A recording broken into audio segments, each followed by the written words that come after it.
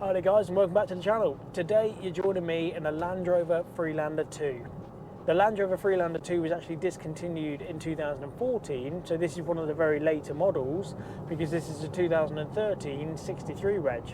It was of course superseded with the Discovery Sport, and I've had a few of both, and I think there's pros and cons to either or. So obviously today we're talking about the Land Rover Freelander 2.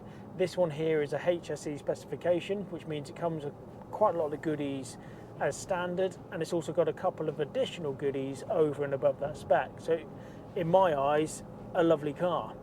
I got offered this one and I got quite excited by it because this one has only covered 49,000 miles from new. It's always been a local car. It was supplied by Roger Young, which are down in Saltash. They're a Land Rover main dealer. And of course, it's been serviced, I think it's 11 times using that same dealership with Roger Young. So it's an absolutely stunning service history throughout. And they've gone back to Roger Young for everything. There's invoices for tyres, aircon regas, wipers. It just seems whenever the car's needed anything, back to Roger Young it goes. And I'm not saying that main dealers are the absolute all. I think there are some specialists out there that are far better than a lot of the main dealers. But as Roger Young goes, he's one of the better ones out there for sure. It's always quite good when I can get a car from those guys, or that's been supplied through those guys and they've maintained it, because it always just seems to be that little bit nicer, you know, and this one's no exception. It's finished in a metallic black on the exterior, and then it's got a lovely light, it's almond interior in here, which is really quite smart. And a nice wood trim actually that goes across. It's a darker wood. I don't like the lighter wood, so the darker wood's quite smart. So that is my personal favourite colour combination, to have the dark exterior and the light interior. It's also got the sunroofs at the top here as well. This front one does open, that's part of the HSE specification. It's got a heated steering wheel, that's an additional extra. The body side, like the mouldings on the side, being done in that metallic black is an additional extra, and it's also got some nicer wheels on here too. And another telltale point of a nice car, which again I've mentioned in many videos of mine, is the brand of tyre that's on it. These are Pirelli tyres all round. They are what Land Rover recommend to go onto their cars, and of course the fact that it goes back to Roger Young every time to have the tyres, I'm not sure they'll actually fit anything else. So, you know, really clean, smart example that's always been local to me and maintained with Roger Young. So from my eyes, that's prime stock, it really is. It's also a manual gearbox. When I was first offered it, I thought, oh, you know, not a lot of people would go for a manual these days. It is slowly phasing out, so to speak, or maybe even quickly phasing out, where a lot of manufacturers don't necessarily even offer a manual, especially on their bigger SUV side of things. And yeah, automatic certainly leading the way, but there are still people out there that either will find the specification to be exactly what they want with the mileage and go, well, I can put up with a manual, or they actually will only drive a manual. You know, I know people that don't want an automatic, they only want to drive what is a manual. And as the gearbox goes, it's really quite good. It's nice and tight, the clutch is nice and light and easy to use, and it all feels very solid. I mean, in this particular car, there's no creaks, rattles or bumps or anything like that. That's maybe testament to Land Rover build, or maybe testament as to how well it's been looked after. I've had a few of the Freelanders through, and I'd say that this is by far the nicest one that I've seen. And I think another element of that is the fact that this being the later of the Freelander 2s before they were discontinued, has some of the later Land Rover tech, which was literally only available in the 2013 and the 2014 models. One of which, for example, is this steering wheel. So this steering wheel they use into the Discovery 4's. It's got the much nicer button layout than the ones previous, where they had the dinky little buttons for your cruise control and things like that. This is a very luxurious feel to a steering wheel, and the infotainment system is also the better system to have as well. It's the ones that they use in the later sports, the L320s, before they discontinued that model. I've got a bit of a theory about it. I think that when they were putting these cars together with these steering wheels and with this later media systems and the later dials and everything like that, I think that they'd intended to actually run that model with those extras for a few more years than they actually did. Whether it was the case that an opposing competitor had come out with some some more modern tech or more modern looking cars have made Land Rover go, actually, we've got to bring our development sooner than anticipated. I don't know, but that does mean that within the Land Rover market, the 2013 and 2014 kind of era of Freelander 2s and Range Rover Sports and things like that, maybe even the Discovery 4s, now that I think about it, I've got that real sweet spot of being what is traditionally a Freelander with the later tech in it. Because when the Discovery Sport came out, there was a few people that didn't necessarily want to have that car. They preferred to be in a Land Rover Freelander 2. I can almost understand as to why. I think my theory is that the Disco Sport is a good car. It's spacious and obviously had the more modern tech and everything inside, and it was a better car, but this was certainly more of a Land Rover than it was the Discovery Sport. The Land Rover Freelander 2 still had that kind of like ruggedness about it. It looks more like a Land Rover did, certainly within the time that they were making them, and it feels a bit more like when you're inside, as I say, a bit more agricultural, a bit more rugged. But that's not to say that it's not a nice car, because it's very quiet, it's very, very comfortable, and I feel, you know, nice driving it. They're an immensely popular car for the area around here, the Freelander 2s, and I can see as to why. I mean, I'm very much a Land Rover, Range Rover fan, and I'm sure anyone who's subscribed to the channel would know that. And I quite like the Disco 4s and the Range Rover Sports and everything like that.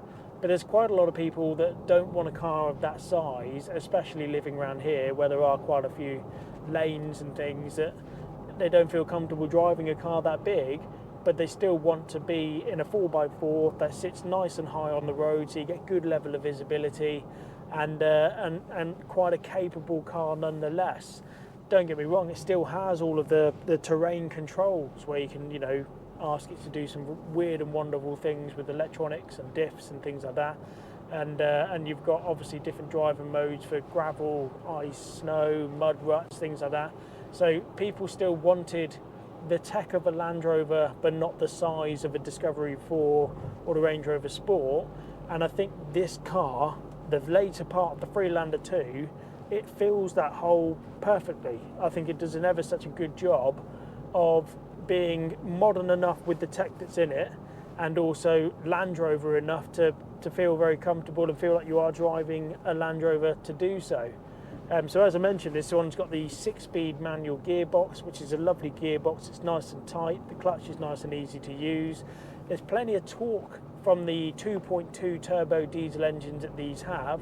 Again, another engine that's renowned for being Land Rover's better engine for a car of this size, certainly better than the 2-litre turbo diesel that superseded it. It does just have a better reliability about it. Same in the Jaguars. If I have a Jaguar XF 2.2, which is slightly older than their 2 litres, I'd still rather have the 2.2 because I think it's just a better engine.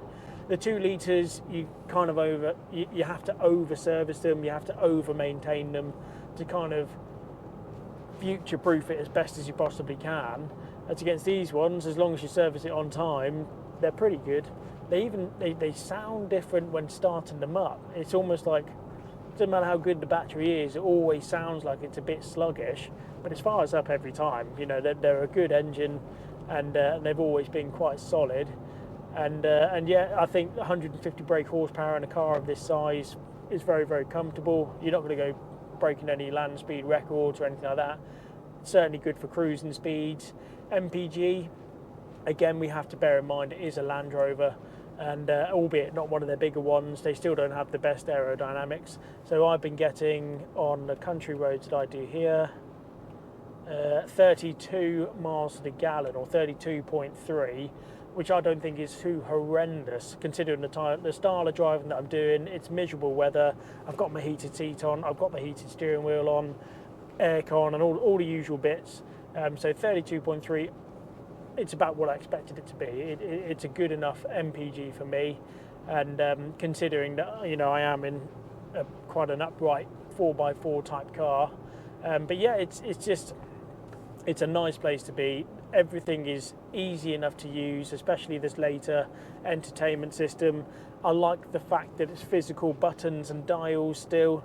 I've actually heard that manufacturers are going to be coming back towards that way, because I've driven a few cars now where it is just all screen and it winds me up. I think it's too distracting, and I'd rather just be able to have just a nice and quick, oh there it is, turn it, it's done. So yeah, the fact that this is buttons and dials is great. It's a good level of tech in it. It's got the front and rear parking sensors with an optical display. It's got the automatic lights. It's got the triple turn on the turn signals and bits. Everything about it's right. The Meridian sound system's fantastic. That comes as part of the HSE specification. It's got Bluetooth for both your phone and also your audio. The maps are a bit dated. Yes, sure they are. But that's the same on any car of this age, really. It's certainly a better navigation system than the one previous to this one. So I think that this one kind of holds its own even today, really.